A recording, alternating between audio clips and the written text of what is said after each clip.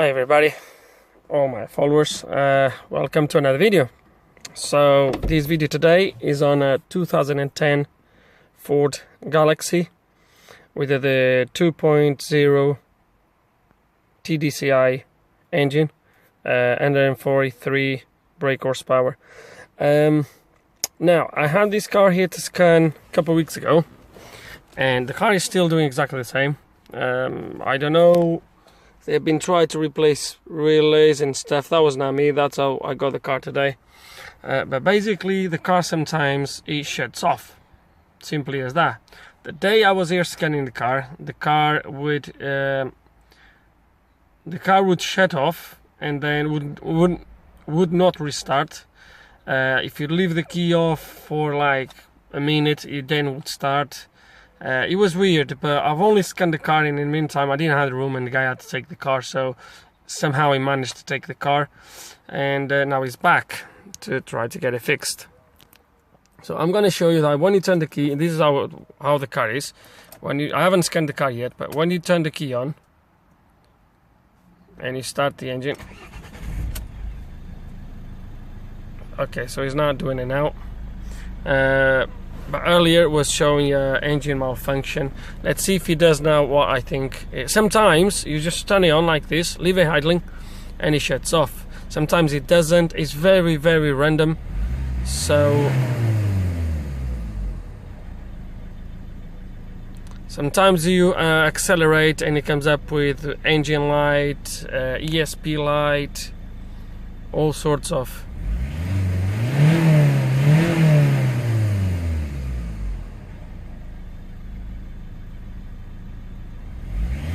He's not doing it now.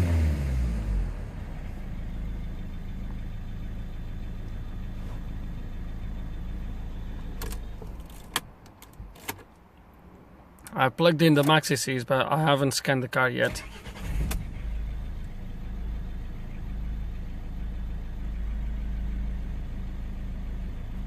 I was hoping he would do that on camera, but it's typical. He's not going to do it now that I'm recording.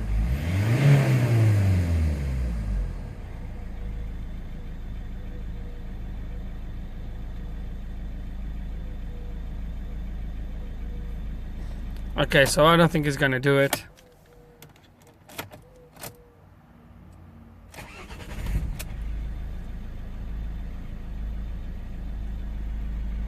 I don't think he's gonna do it now. Damn. Okay, we'll scan the car and you will see what's on the ECU, if it's the same as last time, and then we'll try to figure out what the problem is. I really hope he does it on camera at some point so I can actually show you what he's doing, but at the moment he's not doing it, so I can't really show you. And this is my codes. It's exactly the same codes as I had last time. Well, not all of them, but I remember the PCM-ROM error. I remember that. And then we have all these ones underneath. For internal module main processor performance, P060C, P0605 for the ROM error, and P062B for fuel injector control performance.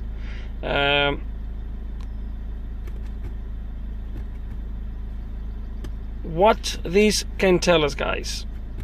This, I don't have a clue without checking it, but I would really like to see that happening, guys. I'd like to show you that, but he's not doing it now.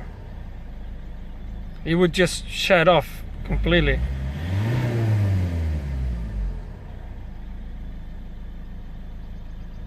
He's not doing it anyway. So these codes that are here, and you have one for the turbo charging, blah blah blah. So let's gonna see if I delete this. If I delete these codes,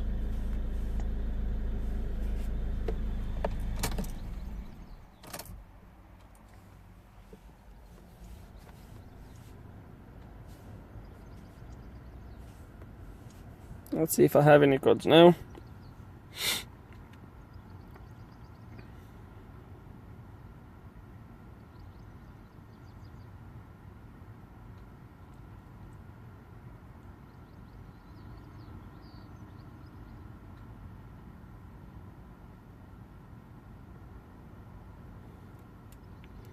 The only code that stays is the boost control A position out of the learning limit. I'm not worried with that at the moment. I don't think that would be making the engine to shut down. So, do we have a faulty PCM?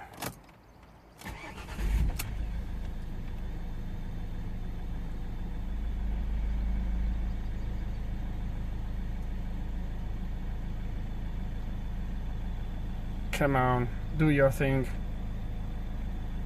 It's not gonna do it.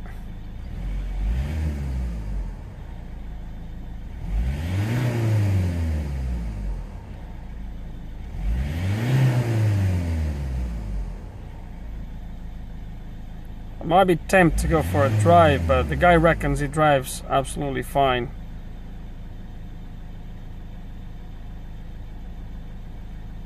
Okay, well, let's gonna do something rather than just be here waiting for nothing. So my codes, obviously, I doubt that anything came back other than that turbo whatever.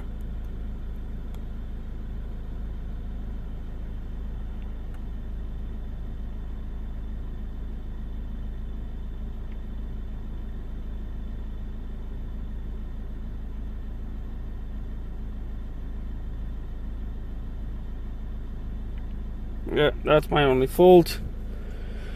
Okay,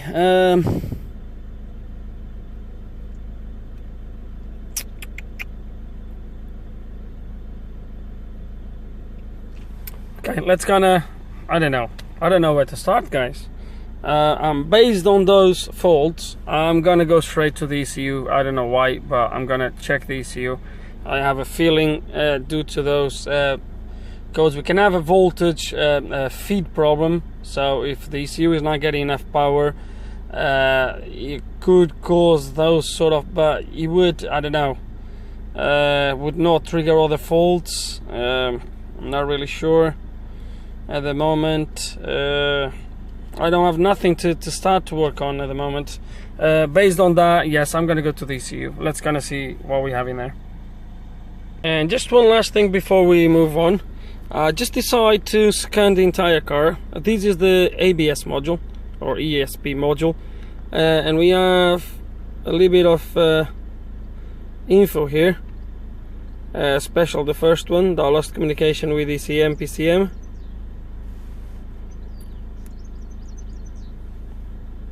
Gonna erase these codes.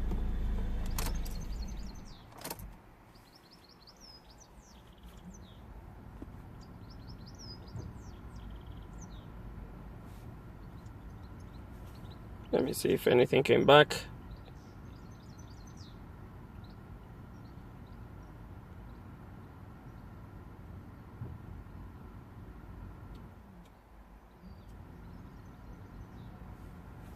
No faults. And there was another module. Actually, come on, 2 faults.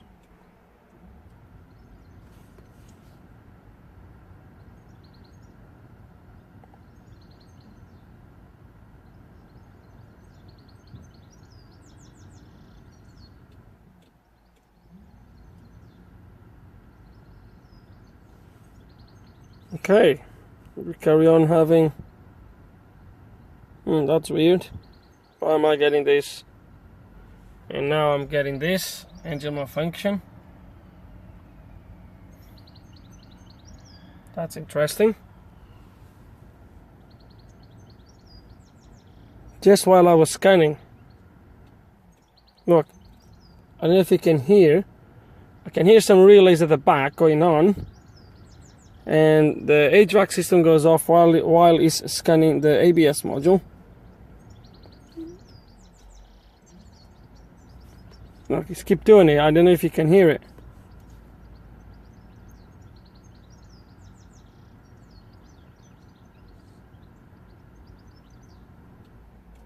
Look, it's doing it again. It was not doing this earlier.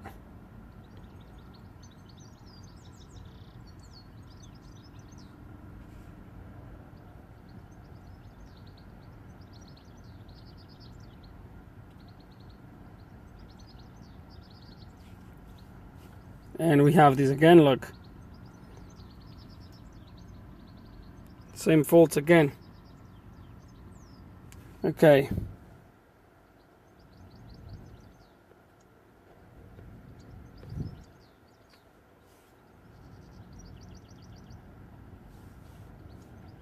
Let me see the instrument cluster, see what it says.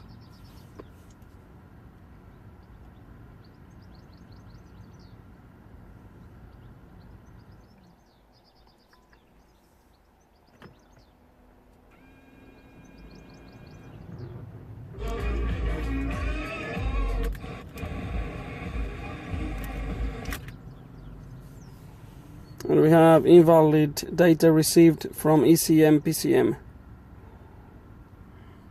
Okay. Which makes sense.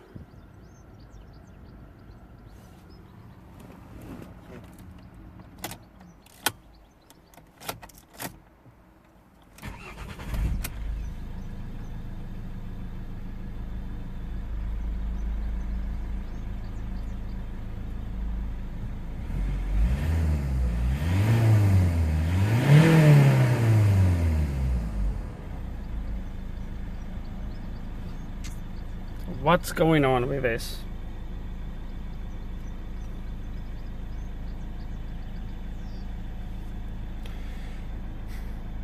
And I got to the ECU. To take the ECU, you need to take the passenger side or the left hand side, depends where you are.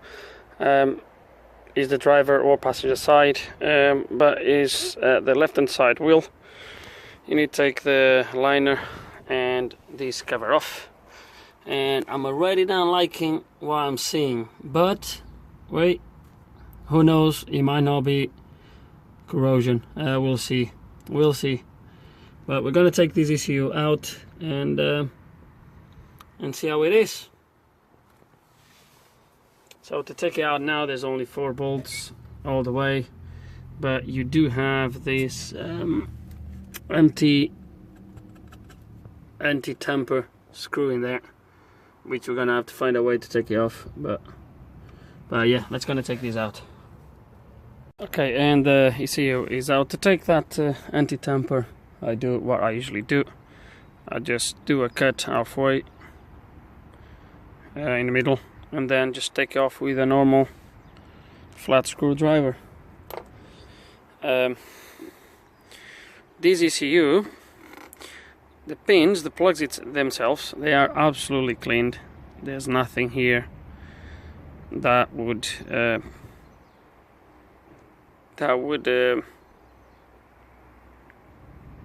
indicate any problem. Here on the side, unless it's gone through the sealant here, I don't know. I really don't know if I'm gonna open this or not.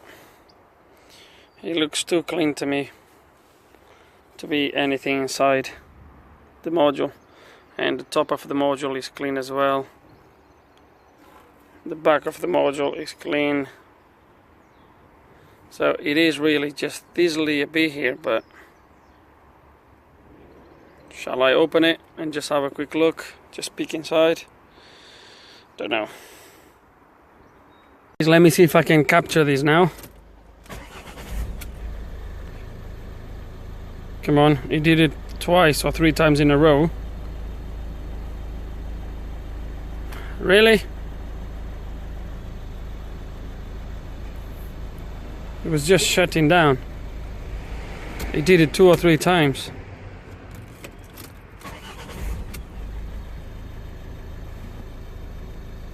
Come on. Well, anyway, he just shuts down, that's it.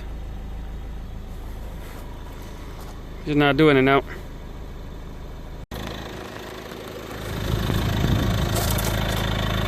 So, the car is running with the ECU open. There is a little bit of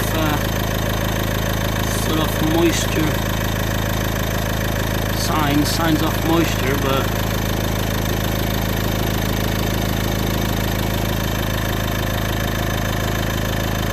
so what I was doing on that last clip was with the ECU plugged in and the engine running. What I was doing, other than show you this sort of what it looks like moisture sort of got in here, but I can't see nothing corrosion. I can't see nothing corroded, so it's just this white powder that it might not be moisture. Not really sure. But what I was doing at the same time in there, while the engine was running, was we just talked the other day about BGAs. Did I talk on the live stream, or was talking to someone on Patreon? I would just kind of touch the BGA chip in different places, see if the car would go off. If was something in this processor that there is a poor connection underneath on the BGA array, by touching it I could somehow interfere with that bad connection and shut down the engine, and I could try to figure out if my problem was actually here or somewhere else.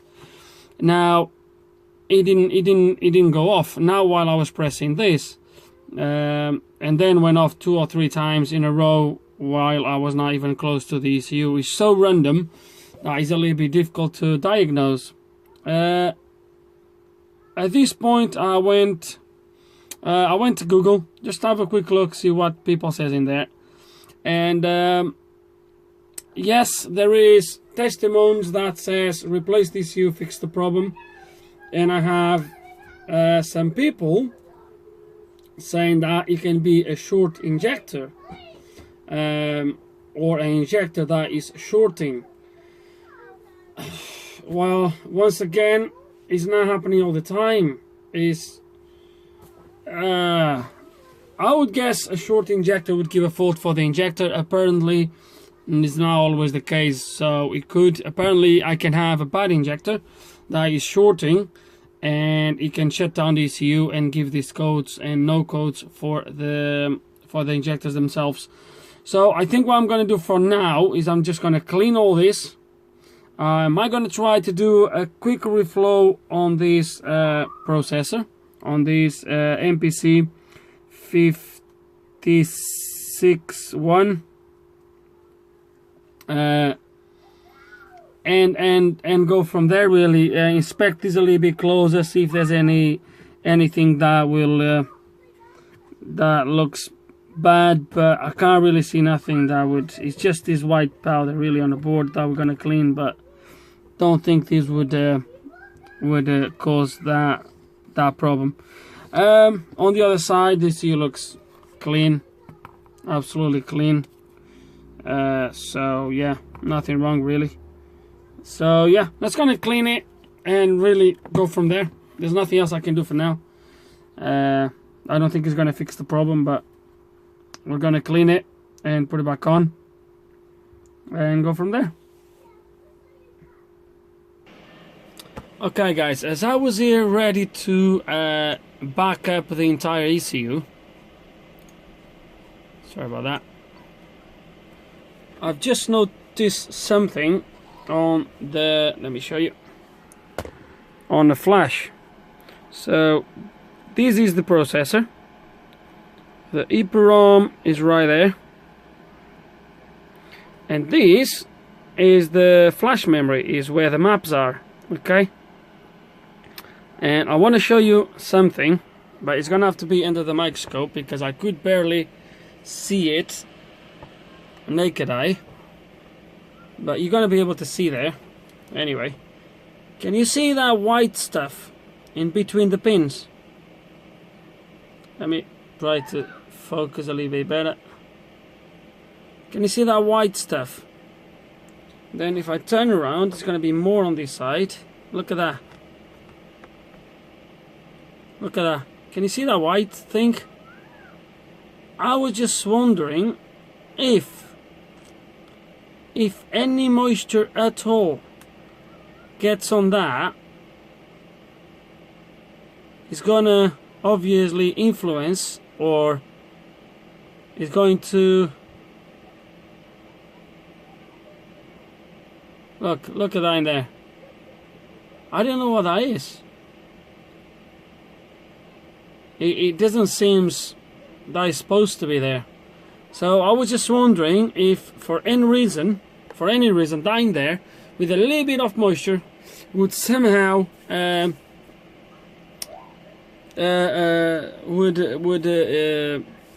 obviously, what's the word,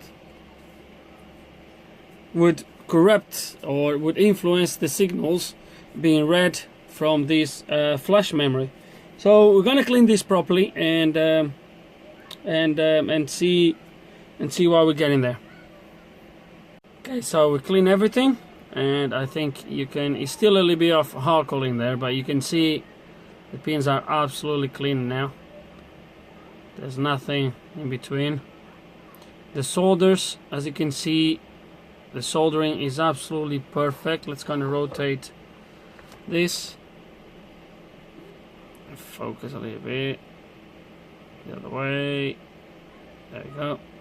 As you can see, the soldering, the solder points, it looks absolutely perfect. I can't see nothing that would raise any concerns.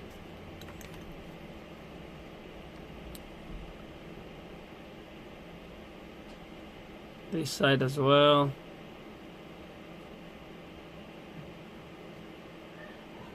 Slowly perfect. This last side,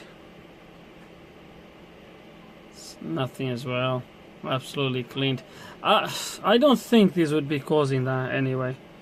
I think we have something else. But at the moment, I have nothing to lose really, because I don't know what the problem is. It might be that we're gonna end up by having to replace the ECU, but yeah, it's gonna be a difficult one, this one.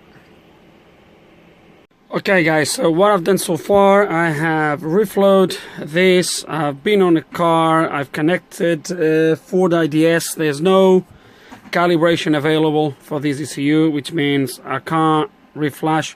There is a procedure that you can do to try to reflash the same software, but I mean, what I'm going to do is I'm going to try to read this ECU with KTAG, and we'll go from there. So yes, so this is your BDM port. I managed to find something. I don't even know where this is from, but it's the right pitch, is the right size. So I removed one of the sides. I'm gonna cut it with the right amount of pins, soldered on the board, and we're gonna attempt to read the ECU. All the connections are now made. I've selected the right ECU already, as you can see right there at the top. And the first thing we're gonna do is a backup. That's always what you need to do, unless you can't read the ECU. But we're gonna make a backup.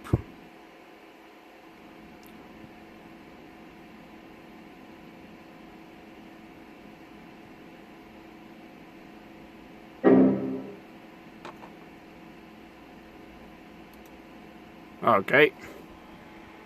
I don't know why it stopped recording. That was my fault because I haven't connected the 12-volt supplier to KTAG.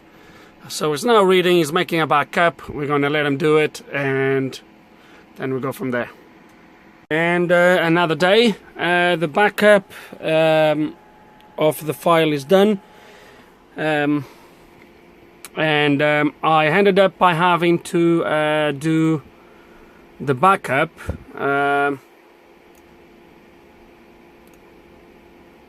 I ended up by having to do the backup. Sorry about that, guys. I ended up by having to do the backup individually, because when I've done the backup like that, where KTAG reads the flash and the EEPROM and put it all into one file, for some reason I got a checksum error just as I was saving it. So I then did individual backups, which is you just deselect backup in there, that becomes green. You select one, make read, save, then select the next one, make read and save, It saved absolutely fine. And what we're going to do now is we're going to do a restore. We're going to write new software into the ECU. The immobilizer obviously is stored in the EEPROM, so I'm going to try to do the maps first only. It might be that we have a problem with the maps, and that's what we're going to do. A shout out here for a really nice bloke that shared this backup with me. I've been on the internet, DK and stuff like that. I found a few maps, but this gentleman said he would have one, and I trust him more. I trust him enough to rely on his files. I'm gonna leave a link in the description below to his website. He does very similar jobs as I do, but is based in the south of England, so right at the south, Dorset. Might be mistaken. Anyway, I will leave the link in the description below, and you can always check if you are near him and you need any electrical or ECU programming, whatever. Get in touch with him. He's a really nice bloke. So he shared these files with me. And in here I do have a full backup. I believe he did a full backup with KeyTag or whichever tool he used. I have an EEPROM. Obviously this EEPROM is the backup from the car where this came from, so obviously it's going to have a different VIN number, it's going to have the immobilizer to it, so I don't want to touch this EEPROM yet. But we have the flash. The flash, we don't need to worry. All I need to do is obviously write it back, so that's what we're going to do. So we select the external flash here, we're going to select write, and it's going to ask me where is my file. So my file, I'm going to have to, okay, Ford, there is, I think, yep. So flash, we're going to open, and that should start my writing process. Is identifying the ECU at the moment. Okay, is identify it, and as you can see, flash writing in progress. And all we're going to do is cross our fingers and wait for the best. And we are now just a little bit over halfway through, 70%. So far so good. And it is nearly done.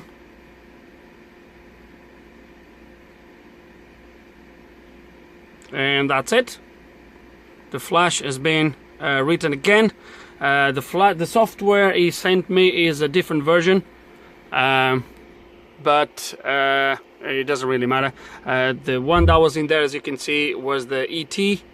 The one he sent me, if I'm not mistaken, come on, hang on, the one he sent me is the version, as you can see in there, ER. So that one is the ET, that one was the ER. Other than that, it's the same number, just that those two letters that changed. Let's gonna unplug everything from this ECU. Let's gonna put it on a car and see if this fixes my problem. I'm gonna see if it doesn't fix it. I'm gonna see if I can capture this on camera. My next plan it will be to, if this doesn't work, and because we have that code for the ROM, I don't know, we'll see how it goes. My next plan will be mess about with the actually EEPROM, but I hope I don't need to do that. Let's gonna see what happens. Let's gonna see what happens now when I put on the car. So I've just put the ECU in there, just as I've showed you back in the video. It's just plugged in there, open. I didn't close the ECU. Yesterday when I was before I read the ECU, when I was playing a little bit about it, tried to figure out what was wrong. Well, I was just playing with it. It did 2 or 3 times in a row, and then when I was trying to record, it didn't. So in case that didn't fix the problem, I want to see if I get it on camera this time. I haven't started the car yet today, so we're going to do it now, and we're going to see what happens.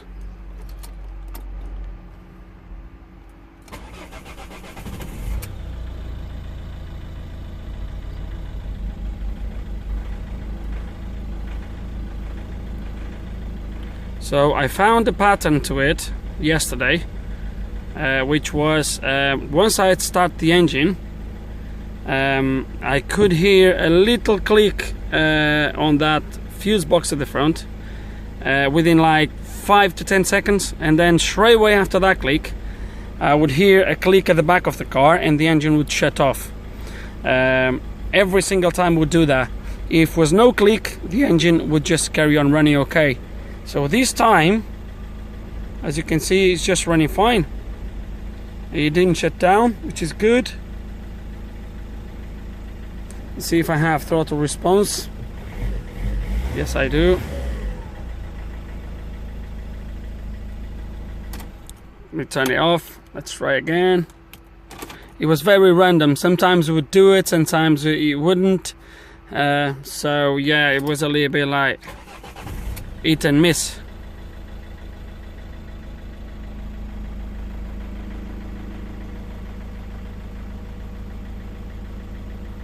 It was right here. I don't know if you feel it on the camera, probably not. When you start the engine, a few seconds later you feel the engine kind of, I believe is when or it looks like is when the EGR opens. You can kind of feel the engine sort of lower the revs, and within a few seconds after that, that's when the clicks would start and the engine would shut down. At the moment it looks like it's running fine. It's gonna try once more.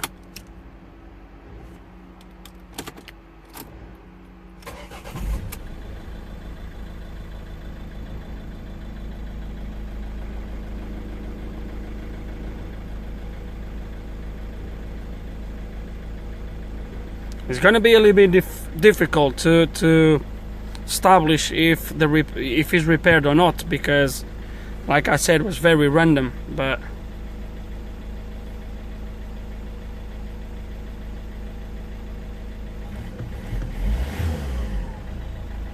so what I'm gonna do, guys, is I'm just gonna carry on, like leave it off for a few minutes, start it up, and I'm just gonna carry on doing that throughout the day today, and see what happens. If it doesn't shut off again, I would say the problem is resolved. Nevertheless, we're gonna plug in IDS, and we're gonna see what happens. The only reason why I have IDS here now with me is because before I did what I did, I was trying to see if was a calibration available, but on calibration C81, there's no on version C81, there's no calibration available for these ECU. So I think I mentioned that in the past of the video anyway, but yeah, it looks good. Let's try once more. Will be good now. If I don't capture that on camera, that means the problem is solved. And it's a shame that I couldn't capture that before as well, but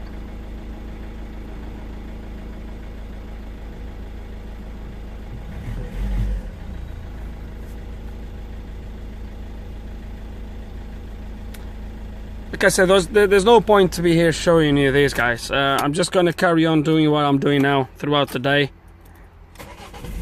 and see what happens.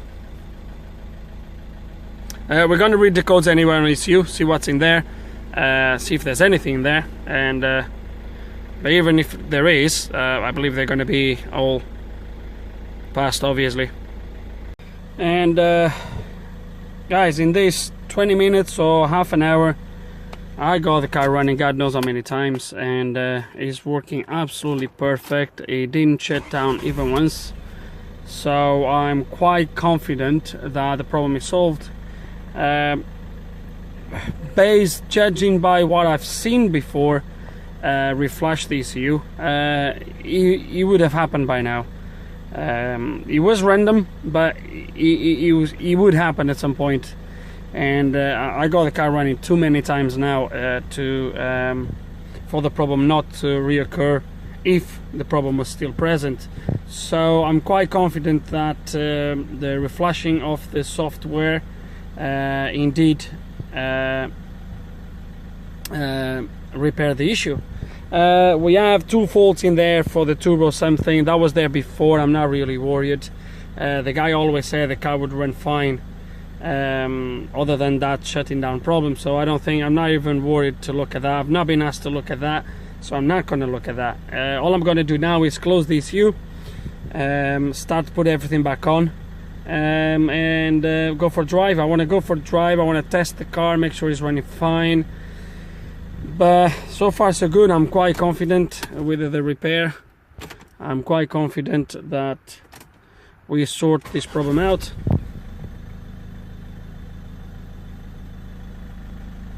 I got the car running, started many times, and it never happened. So yeah, let's gonna put everything back together, go for a drive and make sure it's okay. But it looks good.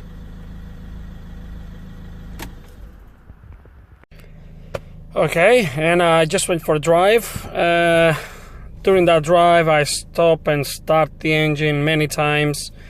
I've done it even before I went for the road test. I've just stopped and start the engine. It never happened again. I'm quite convinced that the problem is sorted, because I never started and stopped the engine so many times without happening a few times at least. So it never happened again. It's driving absolutely fine. One thing that I've done as well was reset all the adaptations on the engine. Didn't really have to do it, but because we put another software in there and stuff like that, we just reset everything, and the car is driving absolutely perfect. Nothing to complain. It's driving absolutely perfect, and obviously the problem is gone. So I think that's it for this video. By the looks of it, was either a corrupted software on the ECU or the wrong software that was put in there. So yeah, nevertheless, the problem is done. Guys, I really hope there's something here on this video that you guys can you know, appreciate and take further. Some good info for someone